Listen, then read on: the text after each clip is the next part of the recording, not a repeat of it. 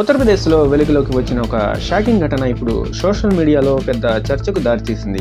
హత్రస్ ప్రాంతంలో ఒక హోటల్లో తందూరి రొట్టెలు తయారు చేస్తున్న సమయంలో ఒక వ్యక్తి వాటిపై ఉమ్మి వేస్తున్న వీడియో బయటపడింది. ఈ వీడియో ఆన్లైన్లో వైరల్ కావడంతో ప్రజల్లో తీవ్ర ఆగ్రహం వ్యక్తమవుతోంది. ఆహారం అనేది ప్రజల ఆరోగ్యానికి నేరుగా సంబంధించిన విషయం కావడంతో ఇలా అసభ్యకరంగా ప్రవర్తించడం పట్ల నెటిజన్లు మండిపడుతూ ఉన్నారు. ఆహార భద్రత నియమాలను పూర్తిగా ఉల్లంఘించిన ఈ చర్యపై కఠిన చర్యలు తీసుకోవాలని స్థానికులు డిమాండ్ చేస్తూ ఉన్నారు. కేవలం ఆ వ్యక్తిపైనే కాకుండా హోటల్ నిర్వాహకులపై కూడా భద్రత వహింప చేయాలని, అవసరమైతే వారి లైసెన్సులను రద్దు చేయాలని పలువురు కోరుతూ ఉన్నారు.